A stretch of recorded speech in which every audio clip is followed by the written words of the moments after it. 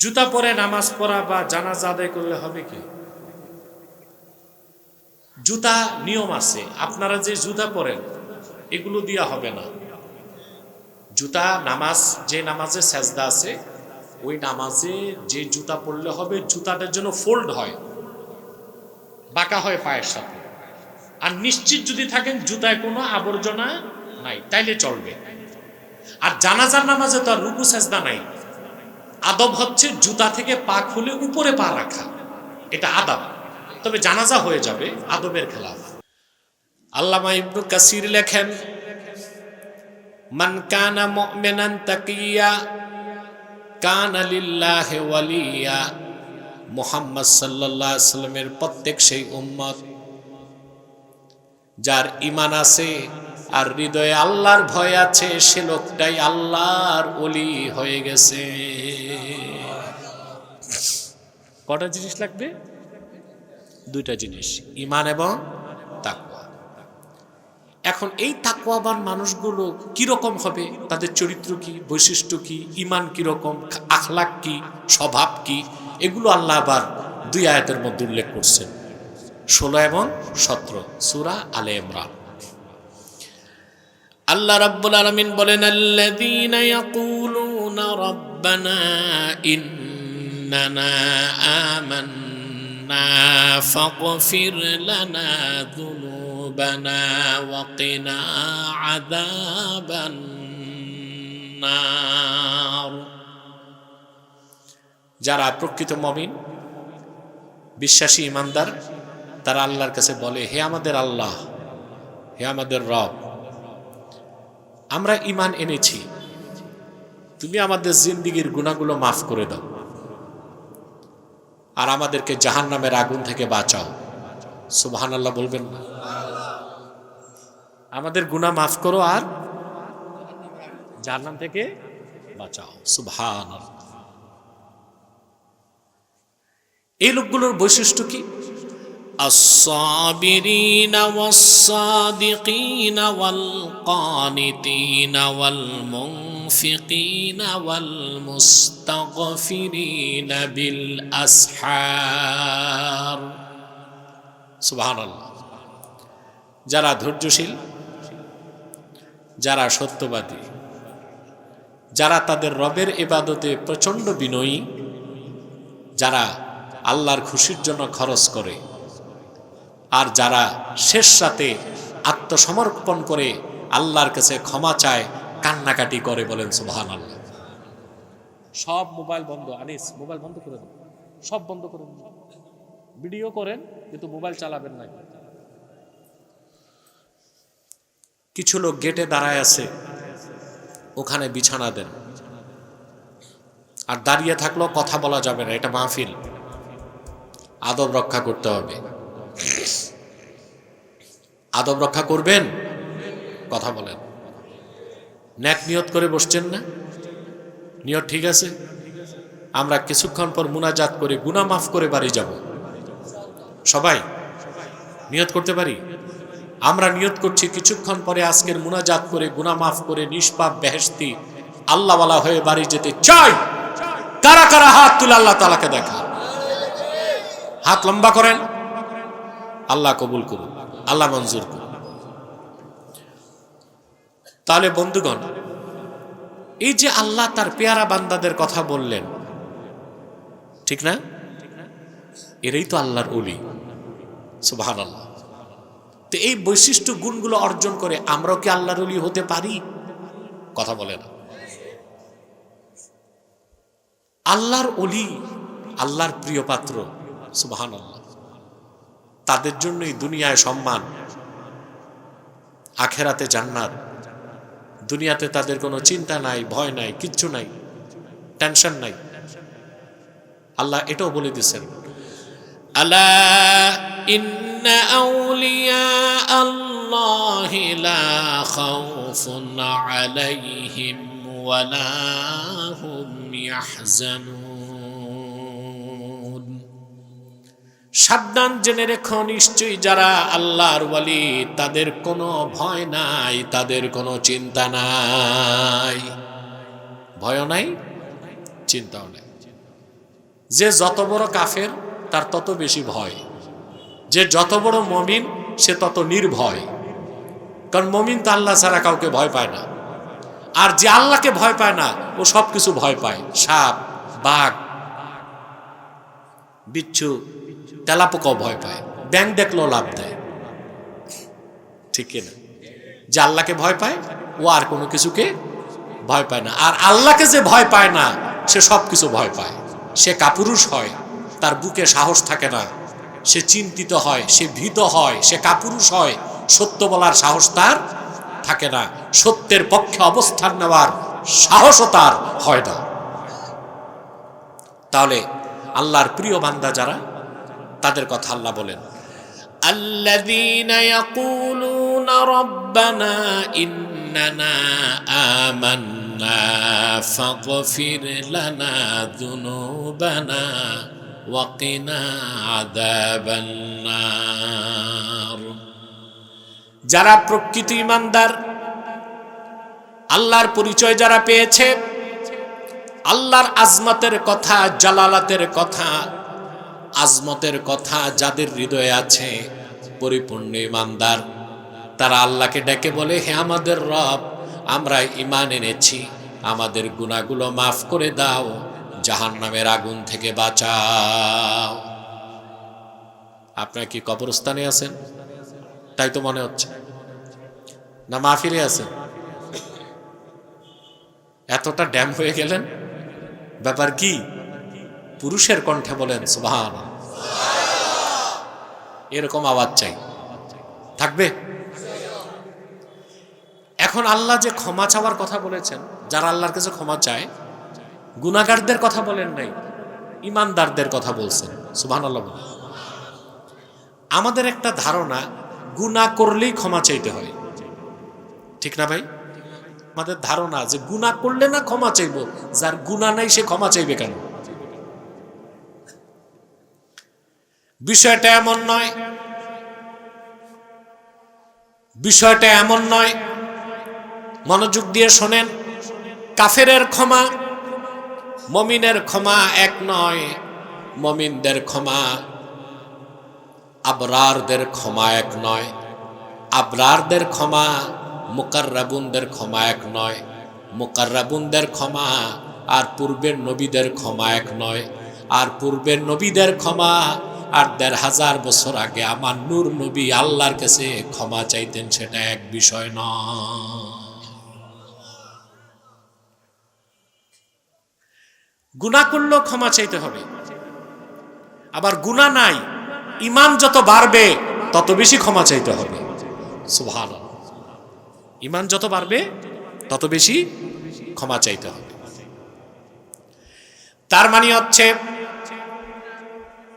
যার ঈমান যত বেশি বাড়বে, আল্লাহর মারিফত যত বেশি বান্দার অন্তরে আসবে, আল্লাহর পরিচয় যত বেশি পাবে, তত বেশি বান্দা আল্লাহর কাছে ক্ষমা চেয়ে আত্মসমর্পণ করবে।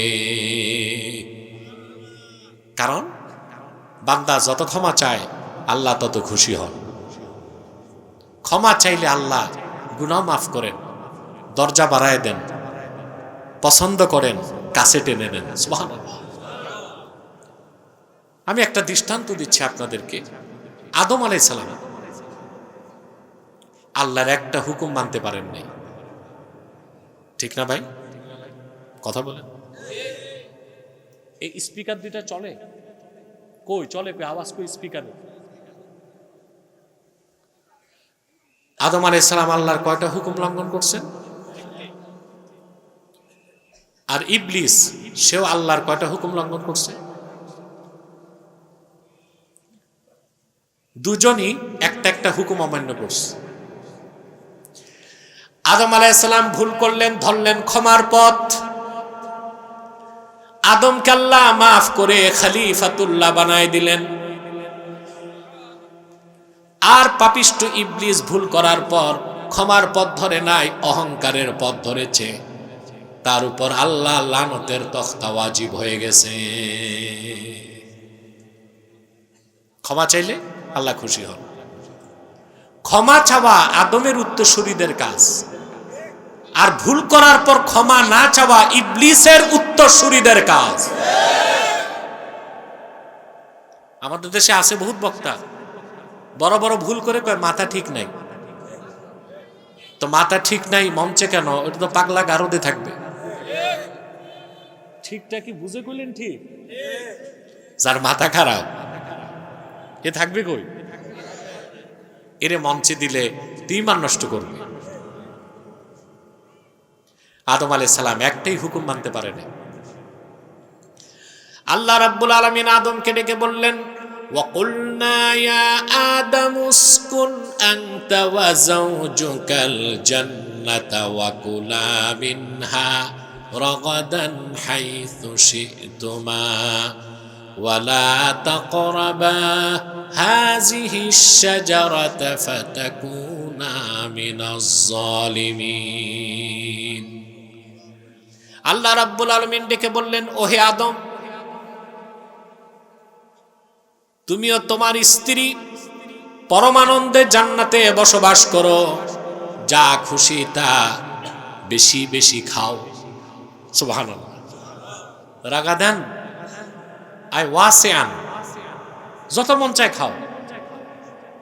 বেশি খাওয়ার জায়গাই তো বেহেশত, কম খাওয়ার জায়গা কথা বলে না। কম খাওয়ার জায়গা আমরা উল্টা করি। বেহেশতে মানুষ খাবে, কোনো চিন্তা নাই, যা খাবে ঢেকুর দিবে, সব নাই। দুনিয়ায় বেশি খাবেন, প্রেসার হবে, অ্যাটাক হবে, স্ট্রোক হবে। আমরা দুনিয়ায় বেশি খাই, অবশ্য নিজের বাড়িতে না, দাওয়াত খেতে গেলে। দুপুরে বিয়ের দাওয়াত, সকালে নাস্তা করে না। সকালে মনে করে পোষাইতে হবে। কি করতে হবে? তারপর যে এমন খাওয়া খায় আয়োজকরা ভয় পায়। আমি গল্প শুনছি, এক খাদক, খাদক বুঝেন?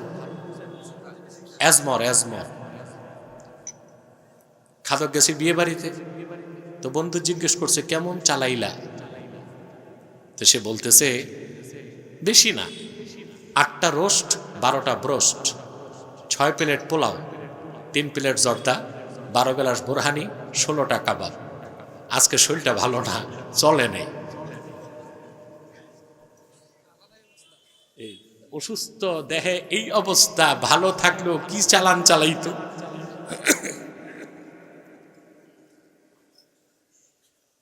প্রিয় বন্ধুগণ, আদমকে আল্লাহ বললেন, তুমি তোমার স্ত্রী বেহেশতে ঘুরো, রাজত্ব দিলাম, যা খুশি থা, মন ভরে খাও, ওয়ালা তাকরা, কাছেও যাবা না।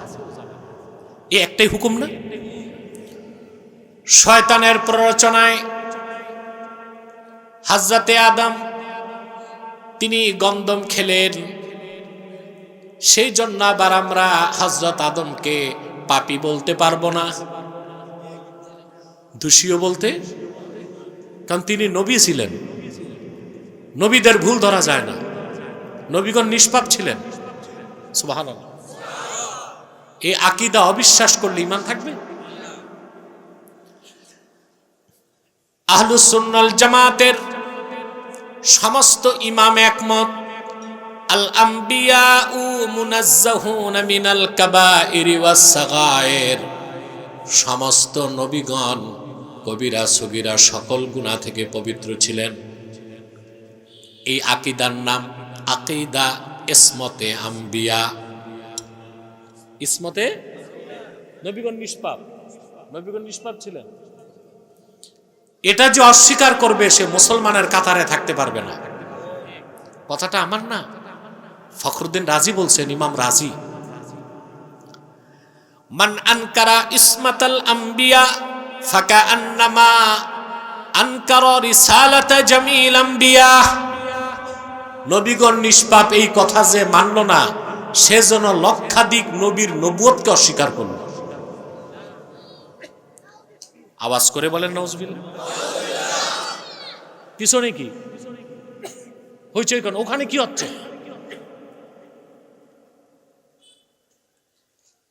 কোনো শব্দ হবে না। ওদিকে খাবার দাবার আছে, তো কি আছে? মেলা না মহিলা? কি? কোনো আওয়াজ হবে না। যা দাঁড়িয়ে আছেন দাঁড়িয়ে থাকুন, মনোযোগ দিয়ে কথা শোনেন, আমাকে ডিস্টার্ব করা যাবে না। বুঝতে পারছেন? নবীগণ নিষ্পাপ ছিলেন, তাদের দোষ ধরা যাবে না।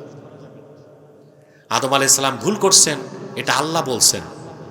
আমাদের বলতে হলে বলতে হবে আল্লাহ বলছেন, তিনি ভুল করছেন। কি বলতে হবে? সুবহানাল্লাহ। আচ্ছা ভাই, বাপ যদি দোষও করে সন্তান তার দোষ গাইতে পারে? আদম তো বাপ আমাদের, তো বাপের দোষ ধরা ভালো সন্তানের কাজ না কুলাঙ্গারের কাজ? আদম আলাইহিস সালাম ভুল করলেন, আল্লাহ বেহেশত থেকে তাকে বহিষ্কার করলেন, স্বামী স্ত্রী দুইজনকে নামাই দিলেন। হযরতে আদম দুনিয়ায় এসে ক্ষমার পথ ধরলেন। সুবহানাল্লাহ।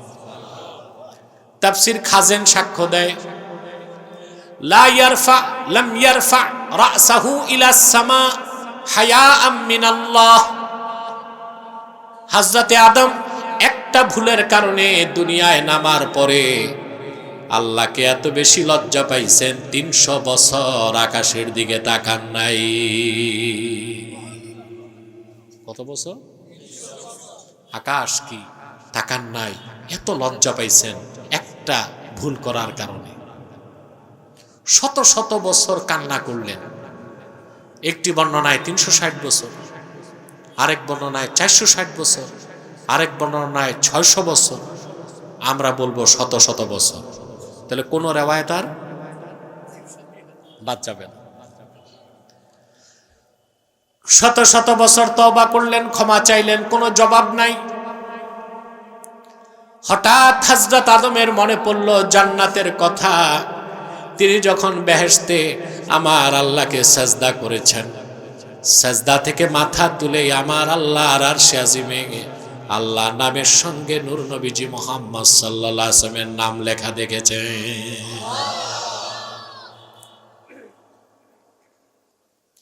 এই ব্যাপারে রাওয়ায়াত আসছে, সহি রাওয়ায়াত অনেক, 5টা বিশুদ্ধ সনদে হাদিস পাওয়া যায়। কয়টা? তো যে কোনো বিষয়ে একটা সহি হাদিস যথেষ্ট কি না? আরে কথা কম, যথেষ্ট। অসংখ্য রাওয়ায়াতে পাওয়া যায়। মুআজাম তাবারানীতে হাদিস এসেছে, মুস্তাদরাক আলা সহিহাইনে এসেছে, খাসায়েস কোবরাতে এসেছে, মাওয়াহিবুল্লাহ দুনিয়াতে এসেছে, শারহুল মাওয়াহিবে এসেছে। একদম বিশুদ্ধ সনদে 5টা রাওয়ায়াত পাওয়া যায়। আমি একটা বর্ণনা শোনাচ্ছি উমদাতুল কারি শারহু সহিহুল বুখারী থেকে। বদরুদ্দিন আইনি নকল করেন, ইন্না আদামা রাআ ইসমা মুহাম্মাদিন সাল্লাল্লাহু আলাইহি ওয়াসাল্লাম মাকতুবান ফিল আরশ। হযরতে আদম সাজদা থেকে মাথা তুলে আমার আল্লাহর আরশে আজিমে আল্লাহর নামের সঙ্গে তার হাবিব মুহাম্মদ সাল্লাল্লাহু আলাইহি ওয়াসাল্লামের নাম লেখা দেখেছে। তিনি বুঝতে পেরেছিলেন আল্লাহ সবচেয়ে প্রিয় ওনার হাবিব মুহাম্মদ সাল্লাল্লাহু আলাইহি ওয়াসাল্লাম। দুনিয়ায় তওবা কবুল হয় না, তিনি ভাবছেন এবার আমি আল্লাহর হাবিবের ওসিলা ধরে আল্লাহর কাছে চাই।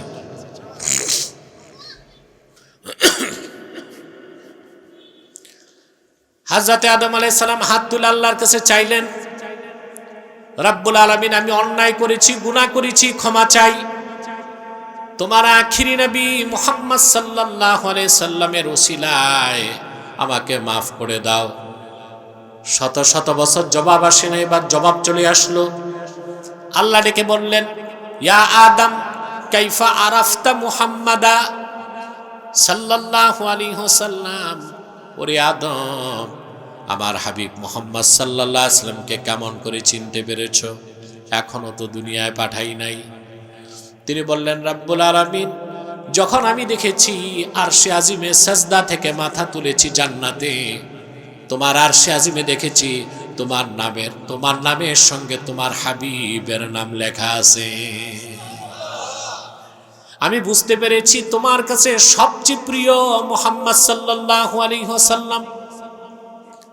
আল্লাহ জবাব দিলেন, ঠিকই বলেছ আদম, আমার সবচেয়ে প্রিয় হচ্ছেন আমার হাবিব মুহাম্মদ সাল্লাল্লাহু আলাইহি ওয়াসাল্লাম। ওনার খাতিরে আমি আল্লাহ তোমারে মাফ করে দিলাম, তোমার গুনাহ মাফ হয়ে গেল। শুধু তাই নয়, আব্দুল্লাহ আদমকে আল্লাহ নবিউল্লাহ বানায় দিলেন, আল্লাহ তারে খলিফাতুল্লাহর মর্যাদা দিয়ে দিলেন।